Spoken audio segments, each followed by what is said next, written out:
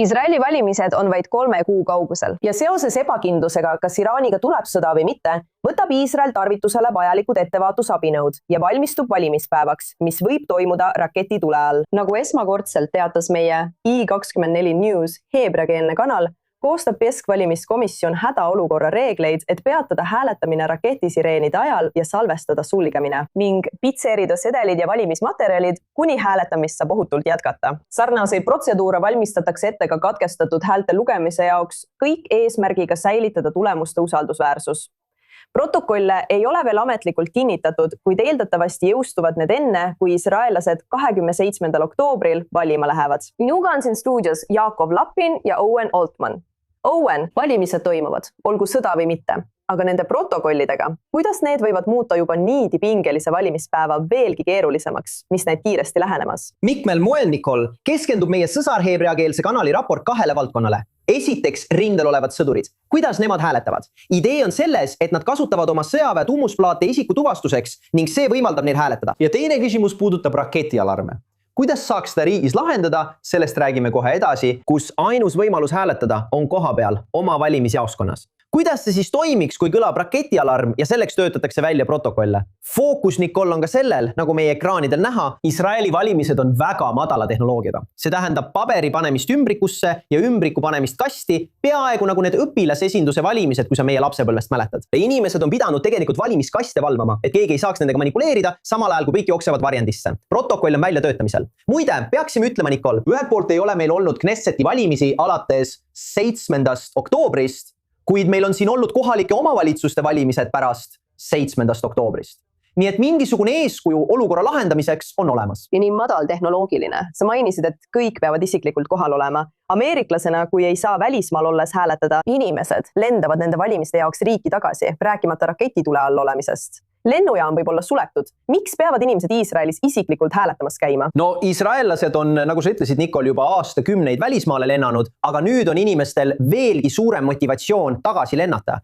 Olukord teeb selle keerulisemaks. Isegi nii igapäevased asjad, aga sama oluline on ka see, et piletid on nüüd palju kallimad ja neid on raskem saada. Iisraeli meedias on olnud teateid, et hinnad on tõusnud.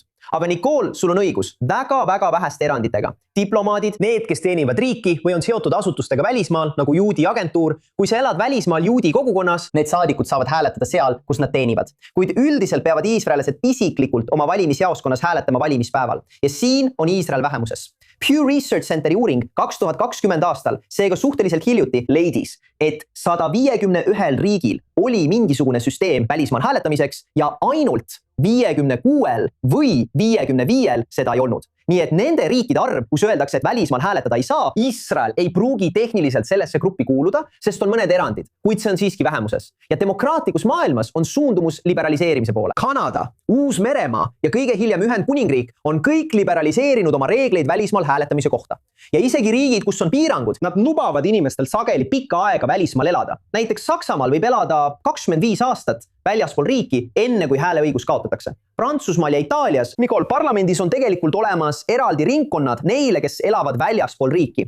Ja meie sõsar Prantsuse kanalil iga kord, kui toimuvad Prantsusmaa parlamendi valimised, toimub stuudios debatt kandidaatide vahel, kes võistlevad Iisraelis elavate Prantsuse kodanike esindaja koha eest. Ja neid on seal üsna palju. Nad on selles ringkonnas domineerivad ning see on osa Prantsuse poliitikast. Pikk jutt lühidalt. Iisrael on vähemuses, aga millised on argumendid? Vastuväited on, et ainult need, kes jagavad siin olemise koormat, kes kannavad siin tehtud otsuste raskust, eriti riigis nagu Iisrael, kus on julgeolekuolukord, et nemad peaksid olema need, kes otsuseid teevad ja hääletavad. Teisest küljest, Nicole, kõige tugevam vastuväide on see, et paljud välismaal elavad iisraellased maksavad makse. Kuidas saab olla nii, et nad ei saa hääletada, aga peavad ikkagi makse maksma? Ja Iisraeli Demokraatia Instituudi raportis on inglise keeles sulgudes kirjas no taxation without representation. Ja nende ettepanek, Nicole, oli lubada iisraellastel välismaalt hääletada seni, kuni nad pole olnud välismaal rohkem kui 3 aastat. See oleks siiski piiravam kui enamikus teistes riikides. Aga see oleks samm selles suunas, et lubada välismaal viibivatel iisraellastel hääletada. Kuid see on Iisraeli poliitikas vastuoluline teema ja ei paista, et sellel oleks tulemas mingit keskpikas perspektiivis või üldse mingit muutus. Owen, täpselt sellest, mida me näeme toimumas ja miks on minu arvates oluline, et iisraellased oleksid valimispäeval füüsiliselt kohal. Jakob, Iisrael võtab kasutusele protokolle ja ettevalmistusi juhuks, kui valimispäev peaks toimuma raketitule all, kuid see pole ainus oht. Ametnikud hoiatavad ka välismaise sekkumise eest valimisprotsessi. kuidas Iisrael selleks valmistub? See nõuab kübervalmistusi. See nõuab terve hulga valitsusasutuste koostööd. Sealhulgas muide ka Shin Beti, kellel on kübervastutus. Ja on olemas ka riiklik küberkeskus. Nende eesmärk on takistada vaenulikke välisriike ning selle kohta on juba ka hoiatusi antud, et nad ei saaks sekkuda valimistulemuste kujunemisse. Kuidas nad seda teha saavad? See ei käi masinatega manipuleerimise kaudu, sest nagu sa ütlesid, need on madala tehnoloogiaga hääletussüsteemid. See ongi nende eelis. See annab neile teatava immuunsuse arvutipõhise hääletamise ees. Aga mille eest nad peavad hoolt kandma, on katsed mõjutada avalikku arutelu, valeuudised, botifarmid.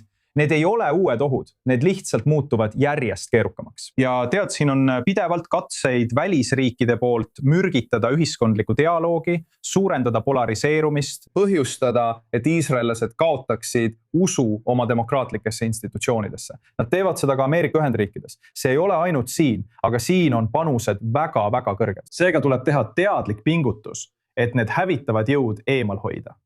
Ma arvan, et neid tuleks nimetada, häbistada ja paljastada, sest ainult ennetamisest ei piisa. Need riigid tuleb paljastada nende alatu tegevuse eest.